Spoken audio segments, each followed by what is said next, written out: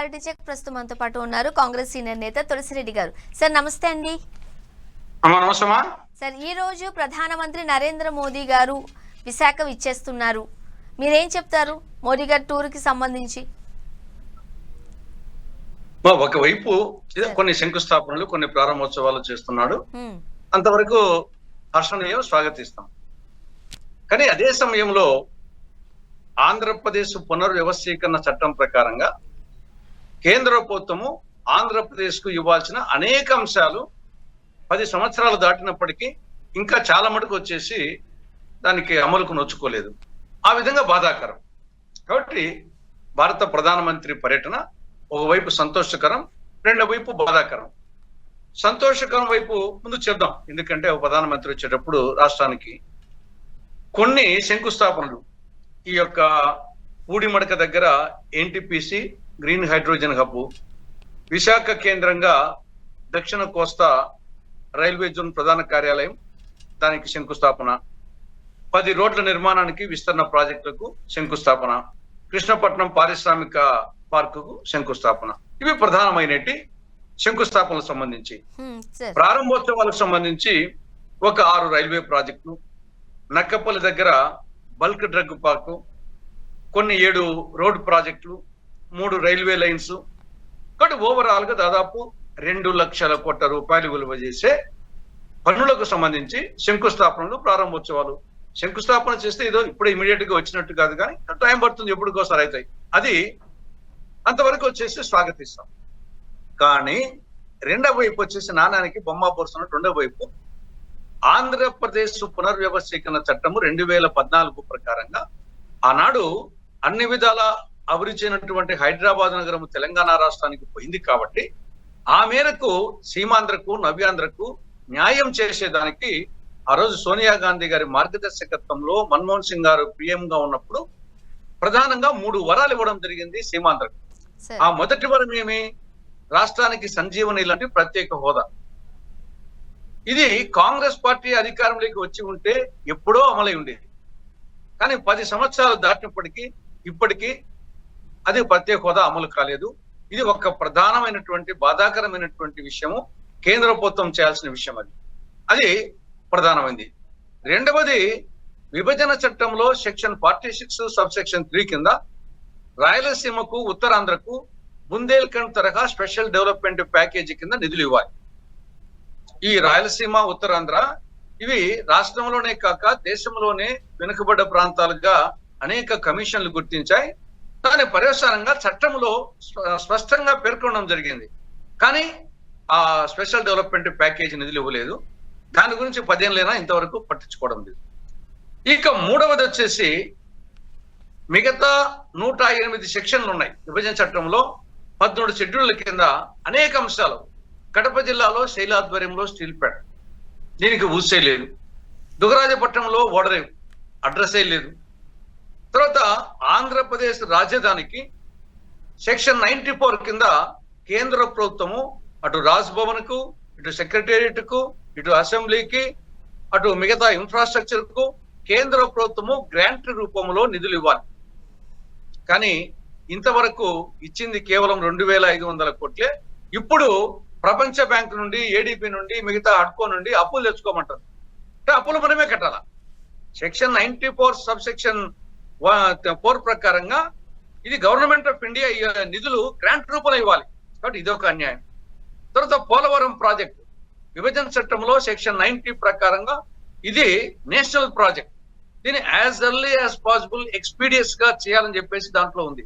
10 సంవత్సరాలు అయింది, 1 ఎకరాకి ఇంతవరకు నీళ్లు పారలేదు, నిర్వాసిత సమస్యలుగా పూర్తి కాలేదు. కాబట్టి ఎక్కడ వేసిన గొంగలు అక్కడే ఉండిపోయింది. అటు రాజధాని అమరావతి, ఇటు పోలవరం. మిగతా 9th షెడ్యూల్, 10th షెడ్యూల్, దీంట్లో అనేక ఇన్స్టిట్యూషన్స్ ఉన్నాయి. రాష్ట్ర విభజన జరిగిన 1 సంవత్సరం లోపల 2 రాష్ట్రాలు పరిష్కరించుకోలేకపోతే కేంద్ర ప్రభుత్వం జోక్యం చేసుకొని సమస్యను పరిష్కరించాలా. 10 ఏళ్ళైంది, ఆ సమస్యలు ఇప్పటికీ పరిష్కారం కాలేదు. మిగతా వచ్చేసి విభజన చట్టంలో అనేక అంశాలు, విజయవాడ మెట్రో గాని, విశాఖ మెట్రో గాని, తర్వాత విశాఖ రైల్వే జోన్ కు సంబంధించి ప్రధానమైన అంశము ఒకవైపు విశాఖ కేంద్రంగా దక్షిణ కోస్తా రైల్వే జోన్ ఈ రోజు శంకుస్థాపన చేయడం సంతోషమే. కానీ కేకే లైన్ ప్రధానంగా వాల్తేరు డివిజన్ కు Yes. కేకే లైన్ ప్రాణం. ఆ కేకే లైన్ వచ్చేసి మరి ఈ యొక్క రైల్వే జోన్ లో ఉంటుందా అది ఉండదా అనేది అది క్లారిటీ లేదు.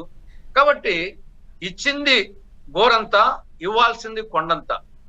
ఇచ్చింది గోరంత, ఇవ్వాల్సింది కొండంత. ఇవ్వాల్సింది అది చట్ట ప్రకారంగా మ్యాండేటరీ.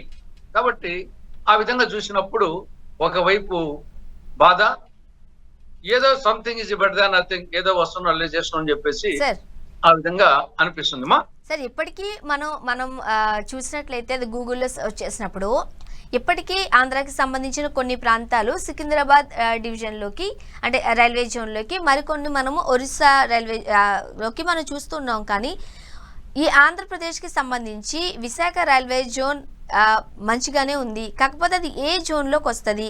మీరు అన్నట్టుగా వాల్తేరు డివిజన్ సంగతి ఏంటి? మరి కొత్త రైల్వే జోన్ ఏమైనా వేస్తారా లేకపోతే ప్రకటిస్తారా? దీనికి సంబంధించి కూడా రకరకాల అనుమానాలు ఉన్నాయి, అపోహలు ఉన్నాయి. మరి వీటన్నిటికి సంబంధించి ప్రధానమంత్రి గారు ఏమైనా స్పందించే అవకాశం ఉంది అంటారా? నాకు తెలిసి ఏం లేదమ్మా. ఆల్రెడీ వచ్చేసి కేకే లైన్ ఇది మామూలుగా వచ్చేసి వాల్తేరు డివిజన్ లో అది వచ్చేసి కల్పవృక్షం లాంటి ఆ కేకే లైన్ వచ్చేసి ఈ యొక్క విశాఖ రైల్వే జోన్ కు వచ్చే పరిస్థితి కనిపించలేదు. అది లేనప్పుడు మిగతా వచ్చేసి ఆల్రెడీ ఉండేటి గుంతకల్లు, గుంటూరు, విజయవాడ, మిగతా వాల్తేరులో కొంత భాగం వస్తుంది. కానీ ప్రధానమైనటువంటి కామధేనువు, కల్పతరువు, KK line Visakha railway zone లో లేకుండా పోవడం అనేది బాధాకరమే. అది కన్నా నిజంగా అది కూడా ఉంటుందని చెప్తే ఓకే. అది లేకుంటే రైల్వే జోన్ వచ్చినా ఒకటే, రాకున్నా ఒకటే. అమరావతి రాజధాని నిర్మాణానికి శంకుస్థాపనలు చేస్తూ ఉన్నప్పుడు చంద్రబాబు నాయుడు గారు ఆ టైంలో ప్రధానమంత్రి నరేంద్ర మోదీ గారు వచ్చారు, కొన్ని నీళ్ళు ఇచ్చారు, గంగా నది జలం అన్నారు, కొంత మట్టి ఇచ్చారు, అంతే తప్ప అంతకు మించి ఆంధ్రప్రదేశ్కి ఇచ్చింది ఏమీ లేదు అంటే అప్పట్లో మనం చూసిన మాటలు కావచ్చు, విమర్శలు కావచ్చు, ఆరోపణలు కావచ్చు ఇంకా ఏపీ ప్రజల మధ్యలో ఉండనే. బట్ ఇప్పుడు మళ్ళీ ప్రధానమంత్రి గారు కూటమి ప్రభుత్వం అధికారంలో ఉంది, ఎన్డీఏ ప్రభుత్వం అధికారంలో ఉంది, ఒక అధికారిగా వస్తున్నారు, ప్రధానమంత్రి హోదాలో ఉన్నారు. ఇప్పుడు కూడా మాటలకే పరిమితం అవుతారా లేకపోతే ఏమైనా హామీలు ఇచ్చే అవకాశం ఉందా? దీనికి సంబంధించి మోదీ గారి స్పందన కానీ, మాటలు కానీ, ప్రామిసెస్ కానీ ఎలా ఉండే అవకాశం ఉందంటారు? వచ్చేసి మాట తప్పడము, మడమ తిప్పడము అది చాలా వెన్నతో పెట్టిన విద్య నరేంద్ర మోడీ గారి. ఎందుకంటే ఈ యొక్క ప్రత్యేక హోదా గురించి ఎక్కడో కాదు, కలియుగ దైవం వెంకటేశ్వర స్వామి సాక్షిగా తిరుమలలో ఒకవైపు చంద్రబాబు నాయుడు గారు, ఒకవైపు వెంకయ్య నాయుడు గారు, మధ్యలో మోడీ గారు కూర్చొని వెంకటేశ్వర స్వామి సాక్షిగా ఏం చెప్పాడు? మా కృషి వల్ల ఈ యొక్క ప్రత్యేక హోదా ఇస్తామని చెప్పేసి 5 ఏళ్ల పాటు చెప్పారు. మేము అధికారంలోకి వస్తే 10 ఏళ్ళు ఇస్తాం, 5 ఏళ్ళు కాదు 10 ఏళ్లకు పొడిగిస్తామని చెప్పేసి వెంకటేశ్వర స్వామి సాక్షిగా చెప్పిన వ్యక్తి అధికారంలోకి వచ్చిన తర్వాత ఏరు దాటినంత వరకు ఓడమల్లన్న, ఏరు దాటినాక బోడిమల్లన్న నైజం ప్రవర్తిస్తూ ఇది ముగిసిన అధ్యాయము ప్రత్యేక హోదా అని చెప్పిన వ్యక్తి ఆయన నోటి నుండి వెలువడేటి ఆ వాక్యాలకు వచ్చేసి అంత విశ్వసనీయత ఉంటుంది, క్రెడిబిలిటీ ఉంటుంది అనుకోలేదు. No doubt is the prime minister of this great country. అయినప్పటికీ ఆయన వచ్చేసి గత ట్రాక్ రికార్డ్ చూసినప్పుడు ఆయన ఆ విధంగా వెంకటేశ్వర స్వామికే పంగనామాలు పెట్టిన వాళ్ళు ఇంకా వాళ్ళు ఇచ్చే హామీలకు, వాళ్ళు ఇచ్చే మాటలకు, వాగ్దానాలకు ఏ విలువ ఉంటుంది? క్రెడిబిలిటీ ఉండదు. సరే అయితే సంతోషం, లేకుంటే మన పోరాటం జరుగుతూనే ఉంటుంది. కాంగ్రెస్ వస్తే ఇవన్నీ చేస్తుంది. కాబట్టి కాంగ్రెస్ తరఫున మా పోరాటం ఏమో మీరు ఇస్తారా, లేకుంటే మాకు అవకాశం ఏంటి మేము ఇస్తాం, ఇదే మా స్లోగన్ పోతానే ఉంటాం. ఇక వైజాగ్ స్టీల్ ప్లాంట్ విషయం సంబంధించి ఎలా చూడాలని అంటారు? అంటే ఒక సింగిల్ డిజిట్కే పరిమితమైన కర్ణాటక వాళ్ళు స్టీల్ ప్లాంట్కి సంబంధించిన నిధులు తెచ్చుకుంటున్నారు. డబుల్ డిజిట్ ఉంది ఆంధ్రప్రదేశ్కి ఎంపీలు, అయినప్పటికీ కూడా స్టీల్ ప్లాంట్కి సంబంధించి ఒక్క ముక్క కూడా ముందుకు కదలడం లేదు. ఆ రోజు పవన్ కళ్యాణ్ గారు స్టాండ్ తీసుకున్నారు, రోడ్డు మీద కూర్చున్నారు, ధర్నాలు చేశారు. మరి కూటమిలో ఒక భాగం ఉన్న పవన్ కళ్యాణ్ గారు ఇప్పుడు ఎంతవరకు స్పందిస్తారు, తన స్టాండ్ ఏ విధంగా ఉండబోతుంది, అండ్ మోదీ గారు ప్రామిస్ ఏ విధంగా ఉండే అవకాశం ఉంది అనేది కూడా విశాఖ ప్రజలు ఆసక్తిగా ఎదురు చూస్తున్నారు. మీరేం చెప్తారు? నిజంగా మీరు చెప్పినట్టు విశాఖ స్టీల్ ప్లాంట్ ఇది ఆంధ్రుల ఆత్మగౌరవానికి, ఆత్మాభిమానానికి ఇది ఒక ప్రతీక. స్టీల్ ప్లాంట్ అనేక మందికి ఉద్యోగాలు కల్పించడము, ఒక పారిశ్రామిక ప్రగతికి ఒక నిర్వచనమే కాకుండా ఆంధ్రుల ఆత్మాభిమానానికి, ఆత్మగౌరవానికి, పోరాట స్ఫూర్తికి ఇది ఒక ప్రతీక. ఇది కాంగ్రెస్ పార్టీ మానస పుత్రిక. ఆ రోజు కాంగ్రెస్ పార్టీ ఇందిరాగాంధీ గారు దీన్ని ఇవ్వడం జరిగింది. కాబట్టి అనేక వేల మంది వచ్చేసి అక్కడ ఉద్యోగాల్లో ఉన్నారు, అటు ప్రత్యక్షంగా ఇటు పరోక్షంగా. కాబట్టి అటువంటి విశాఖ అనేక సంవత్సరాలుగా ఉన్నటువంటి విశాఖ ఉక్కు కర్మాగారాన్ని ప్రైవేట్ పరము చేయాలని ప్రభుత్వం నిర్ణయించడం అనేది ఇది చాలా తీవ్రమైనటువంటి విషయం. మీరు చెప్పినట్లు అటు చంద్రబాబు నాయుడు గారు కానీ, పవన్ కళ్యాణ్ గారు కానీ, వాళ్ళు కేంద్రంలో వచ్చేసి ఎన్డీఏ గవర్నమెంట్ లో భాగస్వాములు, ఇంతకుముందు గతంలో అడిగిన వాళ్ళు. మరి ఈనాడు వచ్చేసి అది ఏ కోణంలో చూసినా అది రీజనబుల్ డిమాండ్. కొత్తదాని ఎట్లాగో కడప స్టీల్ ప్లాంట్ కొత్తది పెట్టడం లేదు, స్టీల్ విభజన చట్టం ప్రకారంగా. ఆల్రెడీ ఉన్నదాన్ని వచ్చేసి అనేక సంవత్సరాలుగా ఉన్నదాన్ని ప్రైవేట్ పరం చేయడం అంటే ఇది ఒక చారిత్రక తప్పిదము, వచ్చేసి ఆంధ్రుల ఆత్మగౌరవాన్ని దెబ్బతీయడం అవుతుంది. కాబట్టి ఖచ్చితంగా ఈరోజు చంద్రబాబు నాయుడు గారు, పవన్ కళ్యాణ్ గారు ఏదో పెద్ద ర్యాలీ చేశారంట. సిగ్గు ఉండాలి వచ్చేసేసి. నిజంగా మీరు విశాఖ స్టీల్ ప్లాంట్ ను ఆయనతో ప్రైవేట్ పరం చెయ్యము, ఇది ప్రభుత్వ రంగ సంస్థగానే ఉంటుంది, దీనికి వచ్చేసి గనులు కేటాయిస్తాము, దీన్ని వచ్చేసి లాభదాయకంగా తీసుకొస్తామని చెప్పేసి రేపు ఇప్పుడు ఈ రోజు జరిగే మీటింగ్ లో కన్నా నిజంగా చెప్పిస్తే వాళ్ళ యొక్క ర్యాలీకి, ఆ మీటింగ్ కు, వాళ్ళ యొక్క మాటలకు విలువ ఉంటుంది. అది లేనప్పుడు వచ్చేసి అది సిగ్గుచేటైన విషయం వచ్చేసి ఇంకా ఆయనతో కలిసి పక్కన పవన్ కళ్యాణ్ గారు, చంద్రబాబు నాయుడు గారు ఊరేగడం అనేది ఇది సిగ్గుచేటైన విషయం అవుతుంది.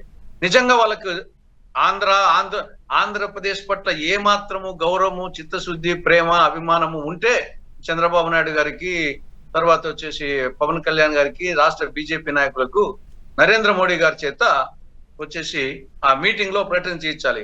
విశాఖ ఉక్కు కర్మాగారాన్ని మేము ప్రైవేట్ పరం చెయ్యము, ఇది ప్రభుత్వ రంగ సంస్థగానే ఉంటుంది, దీన్ని లాభదాయకంగా చేస్తాము, దీనికి గనులు కేటాయిస్తాము అని చెప్పేసి మరి చెప్పిస్తే అప్పుడు డెఫినెట్ గా వచ్చేసి మా వ్యాఖ్యలు వెనక్కి తీసుకుంటాం, అప్రిషియేట్ చేస్తాం.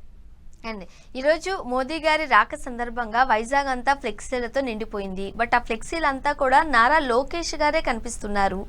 ప్రోటోకాల్ ప్రకారం చూసినట్లయితే ఉప ముఖ్యమంత్రిగా ఉన్న పవన్ కళ్యాణ్ గారు కూడా కనిపించడం లేదు. సో ఇది దేనికి దారి తీస్తుంది, ఏమి అంటే ప్రజలకు ఇస్తున్న సంకేతం ఏంటి అని విశాఖ ప్రజలు గుసగుసలు చెప్పుకుంటున్నారట. మీ వరకు వచ్చిందా? మీకేమనిపిస్తుంది? మీరు ఒక సీనియర్ నేతగా ఉన్నారు. అమ్మా, ఇది ఈ సంసారం ఎక్కువ రోజులు నిలిచే సంసారం కాదు. ఇది రాష్ట్రంలో ఈ కూటమి ఎక్కువ రోజులు నిలిచే సంసారం కాదు. ఇది ఏదో ఆ రోజు వచ్చేసి వైకాపా యొక్క అరాచకాన్ని, ఆ యొక్క అగ్రెసివ్నెస్ ను భయపడిపోయి ఏదో తాత్కాలికంగా వచ్చేసి ఏర్పడినటువంటి కూటమి. సరే, ప్రజలు వచ్చేసి జగన్ పాలనతో విసిగి వేసారిపోయారు కాబట్టి విధి లేని పరిస్థితుల్లో చేశారు.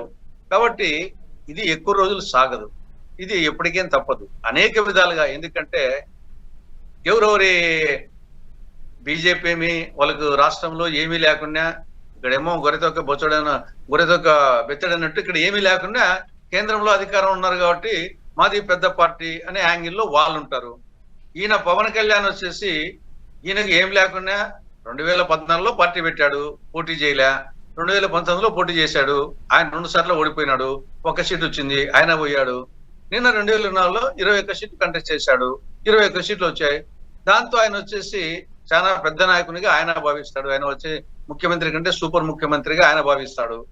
ఇంకా ఇక్కడ వచ్చేసి తెలుగుదేశం వచ్చేసి 83 నుంచి అనేక సంవత్సరాల పాటు అధికారంలో ఉన్న పార్టీ, కాంగ్రెస్ పోరాడినటువంటి పార్టీ.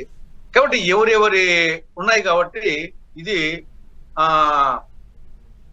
యుగో ప్రకారంగా తీసుకున్నా, క్యాస్ట్ ఈక్వేషన్, సామాజిక సమీకరణ తీసుకున్నా గానీ ఇది ఎక్కువ రోజులు నడిచే సంసారం కాదు. ఇది కాపురం చేసే లక్ష్యం కాలి గోటిగానే కనపడుతున్నట్టు నిన్న కాక మొన్న వచ్చిన 6 నెలల్లోనే ఎన్ని పల్టీలు.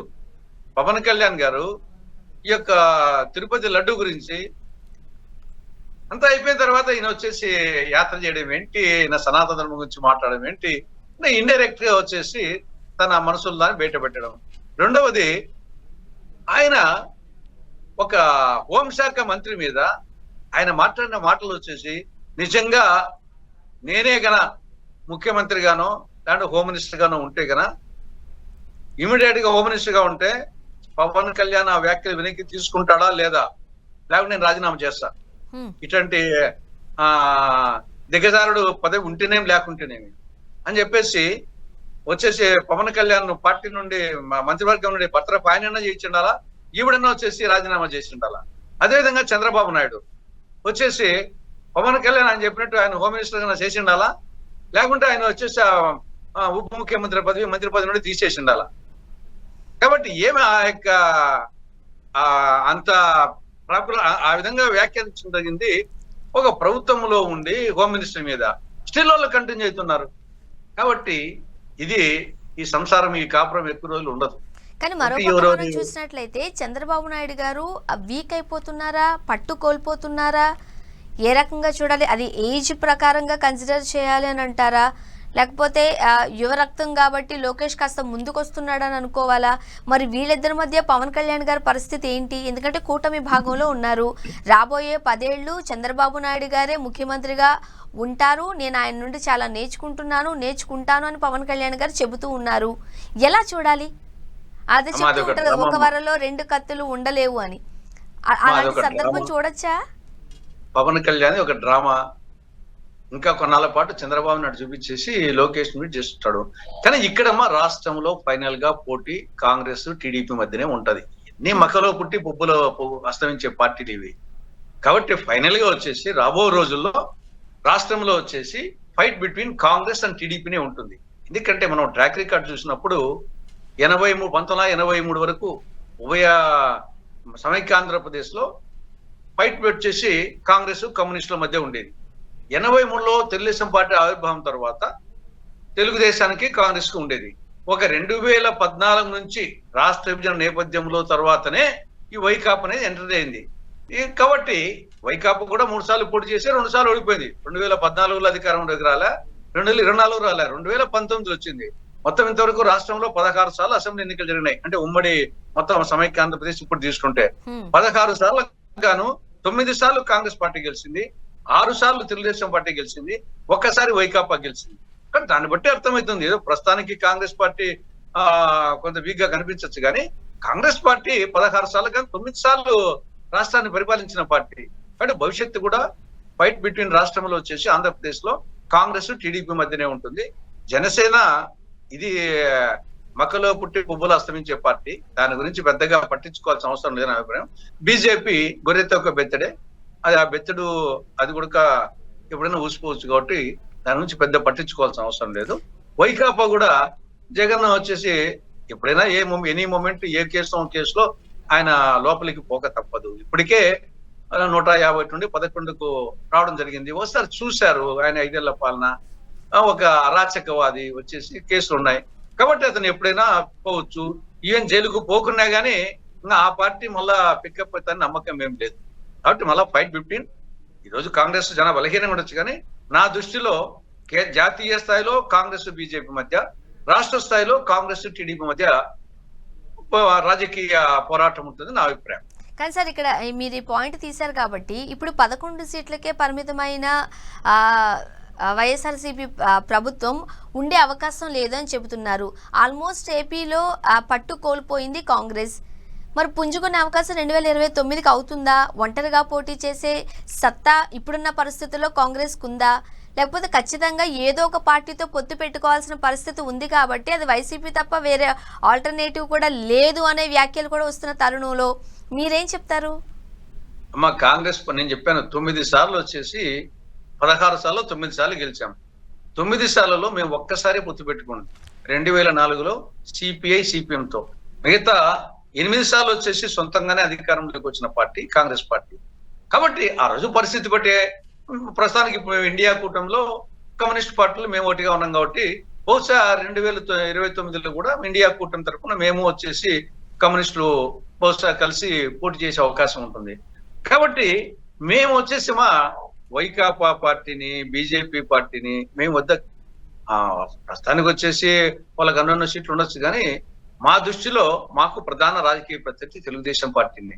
మేము వచ్చేసి జనసేనను బీజేపీని వైకాపాను మేము డోంట్ కేర్. వాళ్ళు వచ్చేసి ఆ స్థాయిలో ఊహించాల్సిన పార్టీలు కాదు. వచ్చేసి కాల ప్రవాహంలో కొన్ని వస్తుంటాయి అంతే తప్ప ఒక స్థిరత్వం కలిగిన పార్టీలు రాష్ట్రం వరకు కాంగ్రెస్ టీడీపీనే మా రాజకీయ ప్రత్యర్థి మేము టీడీపీనే భావిస్తాం.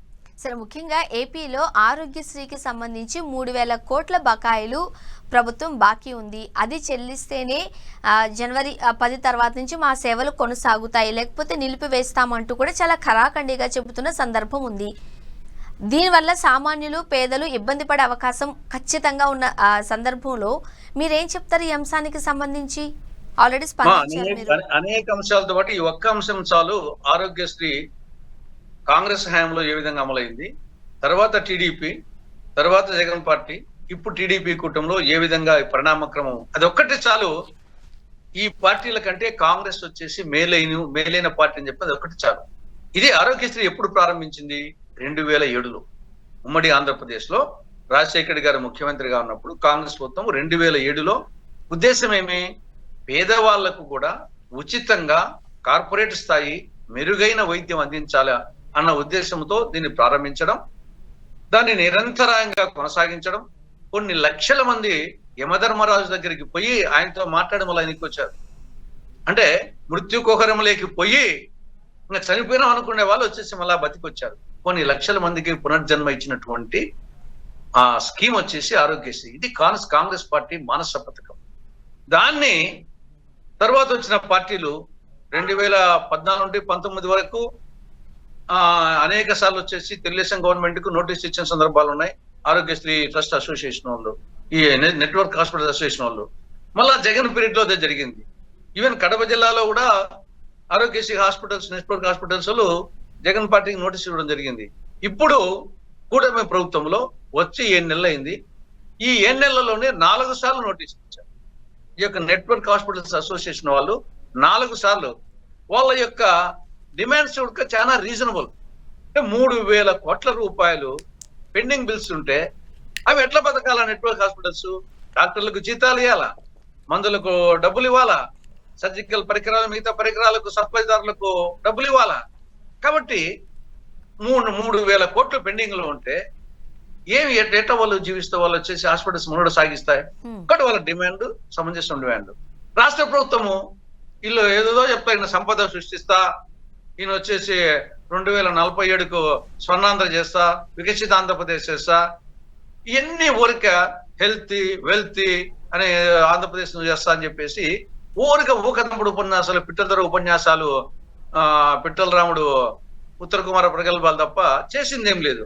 ఇప్పుడు ఇంతకుముందు 4 సార్లు 7 నెలలను ఇచ్చారంటే దాన్ని బట్టి అర్థమవుతుంది. కాబట్టి ఆరోగ్యశ్రీ పట్ల చాలా వివక్ష చూపుతున్నాయి, చాలా నిర్లక్ష్యం చూపుతున్నాయి. గతంలో జగన్ ప్రభుత్వం అలా చేసింది, ఇప్పుడు కూటమి ప్రభుత్వం అలా చేసింది. కాబట్టి ఇది ఒక్కటి చాలు. కాంగ్రెస్ తప్ప మిగతా ప్రభుత్వాలకు పరిపాలించే శక్తి సామర్థ్యాలు లేవు. దానికి ఆరోగ్యశ్రీ ఒక మచ్చు తునక. ఈ కూటమి ప్రభుత్వం కాలంలో ఆరోగ్యశ్రీ అనారోగ్యశ్రీగా మారిపోయింది. సార్, ఈ మధ్య కాలంలో ఎందుకో షర్మిల గారు జోరు తగ్గింది, స్పీడ్ తగ్గింది అన్నట్టుగా వార్తలు చూస్తూ ఉన్నాం. ఏదన్నా మాట్లాడాలని అనుకుంటే ఇంతకు ముందైతే ప్రెస్ మీట్లు పెట్టి జగన్మోహన్ రెడ్డి గారి మీద ధ్వజమెత్తేవారు. ఆ టైంలో విమర్శలు కూడా మనం చూసాం. అంటే అధికారంలో ఉన్న టీడీపీకి సంబంధించి, కూటమి ప్రభుత్వానికి సంబంధించిన లోపాలను ఎత్తి చూపాలి, కానీ అధికారం కోల్పోయిన జగన్మోహన్ రెడ్డి గారి మీద వ్యక్తిగత దూషణలకు దిగడం ఎంతవరకు కరెక్ట్ అంటూ కూడా చాలా మంది మాట్లాడిన నేపథ్యంలో సో ఖచ్చితంగా ఇది బేస్ చేసుకునే షర్మిల గారు తన స్పీడ్ తగ్గించారు, కేవలం ట్వీట్లకు మాత్రమే పరిమితమయ్యారు అంటూ కూడా కొన్ని మాటలు ఆంధ్రప్రదేశ్లో. మీరేం చెప్తారు? మా ఆంధ్రప్రదేశ్ కాంగ్రెస్ పార్టీ ఒక జాతీయ పార్టీ కాబట్టి ఆంధ్రప్రదేశ్ కాంగ్రెస్ పార్టీ అంటే ఒక షర్మిలానే కాదు, మేమందరం ఉన్నాము. మేము రోజు మాట్లాడుతూనే ఉంటాము. కాకపోతే మిగతా పార్టీలకు వచ్చేంత పబ్లిసిటీ మాకు ఇవ్వకపోవచ్చు, కానీ ఎవరి ఇష్యూని మాట్లాడుతున్నాము. ఆవిడ కూడా ఎవరి ఇష్యూతో మాట్లాడుతుంది. ప్రస్తుతం వచ్చేసి అమెరికాలో ఉంది, త్వరలో వస్తుంది. ఆవిడ కూడా అనేక పోరాటాల్లో పాల్గొంటుంది, ఈ యొక్క ఉచిత బస్సు ప్రయాణం మీద కానీ, లేకుంటే కరెంటు ఛార్జీల మీద కానీ. కాబట్టి ఆవిడ వర్క్ ఆవిడ చేస్తుంది, మా వర్క్ మేము చేస్తున్నాము. కాబట్టి మరొక్కసారి చెప్తున్నాను, మా జాతీయ పార్టీ ఆంధ్రప్రదేశ్ కాంగ్రెస్ అంటే షర్మిల ఒకటే కాదు, మేమందరం ఉన్నాము. ఆవిడ పోరాడుతుంది, మేము పోరాడుతున్నాం. కాబట్టి కాల ప్రవాహంలో కొంత ప్రచారం వచ్చేసి ప్రస్తుతానికి మేము చెప్తున్న ప్రతి అంశం మీద మేము మాట్లాడుతున్నాం ఎవ్రీడే. షర్మిల గారి తీరుకు సంబంధించి అధిష్టానానికి కొన్ని కంప్లైంట్స్ వెళ్ళాయి. మరలా నేను చెబుతున్నట్టుగా, అంటే వస్తున్న వార్తల ప్రకారంగా అధికారంలో ఉన్న కూటమి ప్రభుత్వానికి సంబంధించిన లోపాలను ఎత్తి చూపడానికి బదులు ఆస్తి తగాదాలు కావచ్చు, వ్యక్తిగత విషయాలు కావచ్చు, జగన్ మీద ఫోకస్ పెట్టడం అది కాంగ్రెస్ కి రేపొద్దుట ఇబ్బందికరమైన పరిస్థితులు తలెత్తే అవకాశం ఉంది అంటూ కూడా కొన్ని కంప్లైంట్స్ వెళ్ళాయి. కాబట్టి షర్మిల గారికి కొన్ని ముట్టికాయలు పడ్డాయి అధిష్టానం నుంచి. ఈ నేపథ్యంలోనే పీసీసీ మార్పు ఉండే అవకాశం కూడా లేకపోలేదు అంటూ ఒక చర్చ. మార్చబోతున్నారంటారా? నిజంగానే షర్మిల గారికి అధిష్టానం నుంచి వార్నింగ్ వెళ్ళిందా? మరి నేను ఎక్కువ ఢిల్లీకి పోనమ్మా. మరి మీరు చెప్పిన విషయాలన్నీ నా దృష్టికి ఏం రాలేదు. సరే, ఆవిడ కూడా వచ్చేసి కేంద్ర ప్రభుత్వ వైఫల్యాలు, రాష్ట్ర ప్రభుత్వ వైఫల్యాల మీద తరచుగా విమర్శిస్తుంది. కేవలము వైకాపా అనే కాదు, కేంద్ర రాష్ట్ర ప్రభుత్వాల వైఫల్యాల మీద కూడా మాట్లాడుతూ ఉంది. కాకపోతే ఏమంటే కొన్ని సందర్భాల్లో రెండింటినీ కలిసి మాట్లాడాల్సి వస్తుంది. ప్రభుత్వ వైఫల్యాలు, గత ప్రభుత్వ వైఫల్యాలు, ఈ ప్రభుత్వ వైఫల్యాలు. ఇప్పుడు ఆరోగ్యశ్రీ ఉంది, ఆరోగ్యశ్రీ గురించి నేను కూడా మాట్లాడినాను. ఈవెన్ టీడీపీ హయాంలో గతంలో నోటీసులు ఇచ్చారు, జగన్ పీఠలు నోటీసులు ఇచ్చారు, ఇప్పుడు నోటీసులు ఇస్తున్నారు అసోసియేషన్ వాళ్ళు. కానీ ఒకసారి మాట్లాడే సందర్భంలో ఈ యొక్క న్యాచురల్ గా గత ప్రభుత్వ వైఫల్యాలు, ఈ ప్రభుత్వ వైఫల్యాలు, కేంద్ర ప్రభుత్వ వైఫల్యాలు చెప్పాల్సిన నేపథ్యం ఉండొచ్చు, ఆ విధంగా మాట్లాడచ్చు. మిగతా విషయాలు నా దృష్టికి రాలేదు. నేను నా పని ఏదో నేను చేసుకుంటూ పోతుంటాను. ఎవ్రీడే పార్టీ యొక్క స్టాండ్ వచ్చేసి కేంద్ర రాష్ట్ర ప్రభుత్వ వైఫల్యాల మీద ఎవ్రీడే నేను వచ్చేసి పెడుతుంటాము. నాతో పాటు ఇంకా చాలా మంది సీనియర్ నాయకులు వాళ్ళందరూ చేస్తున్నారు. పార్టీ అధ్యక్షురాలుగా ఆవిడ చేస్తా ఉంది. ప్రస్తుతం అమెరికాలో ఉంది, త్వరలో వస్తుంది. కాబట్టి డెఫినెట్ గా రాబో రోజుల్లో మేము చాలా కీలకమైన రోల్ ఆంధ్రప్రదేశ్ లో ప్లే చేస్తున్నాము. ఎట్టి పరిస్థితుల్లో 2029కి మళ్ళా కాంగ్రెస్ పార్టీ గత వైభవము సంతరించుకునే విధంగా ఖచ్చితంగా మేము వచ్చేసి మాకు ఆ నమ్మకం ఉంది. ఆ విధంగా పోరాడతాం. ముఖ్యంగా కూటమి ప్రభుత్వం అధికారంలోకి వచ్చిన వెంటనే ఇక మిగతా పార్టీల పని అయిపోయినట్టే. ఇక ఎల్లకాలము కూటమి ప్రభుత్వమే లేకపోతే టీడీపీ ప్రభుత్వమే అధికారంలో ఉండబోతుంది అంటూ వచ్చిన వార్తల నేపథ్యంలో ఒక 7-8 నెలలు గడిచేసరికి జగన్మోహన్ రెడ్డి గారు మళ్ళీ ప్రజల్లోకి వెళ్ళడానికి సిద్ధమవుతున్నారు. వీలైతే ఆయన జనవరి 3వ వారం నుంచే నేను ప్రజల్లోకి కార్యకర్తలతోని మమేకమవుతాను అంటూ చెప్పిన నేపథ్యంలో కాంగ్రెస్ ఎందుకు అంతలా పరిగెట్టట్లేదు? నాయకత్వ లోపం ఖచ్చితంగా కాంగ్రెస్ పార్టీలో కనిపిస్తుంది అంటూ కూడా కొంతమంది సీనియర్ నేతలే చెబుతూ ఉన్న మాట వాస్తవం కూడా అయి ఉండొచ్చు. మీరేం చెప్తారు? అమ్మా, వైకాపా కంటే మేమే ఎక్కువ రియాక్ట్ అవుతాం. మీరు చెప్పినట్టు అన్ని శర్మిల నోటి గుండా రావాలనుకోవద్దు. నేను వచ్చేసి చీఫ్ స్పోక్స్ పర్సన్. మిగతా అధికార ప్రజలు ఉన్నారు, మిగతా సీనియర్ నాయకులు ఉన్నారు. ఎవ్రీ డే వైకాపా వాళ్ళకంటే ముందు మేమే ప్రతిస్పందిస్తాం. కాకపోతే ఉంటే వైకాపా వాళ్ళకు కరపత్రం ఉంది కాబట్టి, సాక్షి అనే ఒక పేపర్ కరపత్రము, ఒక టీవీ ఉంది కాబట్టి, సరే ప్రజలకు ఇష్టం ఉన్నా లేకుండా చూస్తారు కాబట్టి, మాకు కరపత్రాలు టీవీలు లేవు కాబట్టి మేము చెప్పిన దానికి ప్రచారం రాకపోండొచ్చు. కానీ మేము ఈ రోజు చెప్పలేదు. ఈ రోజు ఏ ఇష్యూ మీద కూడా, ప్రతి ఇష్యూ మీద కూడా వచ్చేసి మేము మాట్లాడుతున్నాం. కాబట్టి మేము పబ్లిక్ లేకి పోవడం లేదు, కరెక్ట్ కాదు, పోతున్నాము. తర్వాత ఖచ్చితంగా వచ్చేసి ఇంకా రాబో రోజుల్లో మరింత ఉధృతంగా పోతాం. తర్వాత మేము జగన్మోహన్ రెడ్డికి ఉన్నటువంటి అతను చెప్పండి నరేంద్ర మోడీ విమర్శించమని చెప్పండి. ఈ రాష్ట్రానికి నంబర్ 1 ద్రోహం చేసింది బీజేపీ, నరేంద్ర మోడీ ప్రభుత్వం, కేంద్ర ప్రభుత్వం.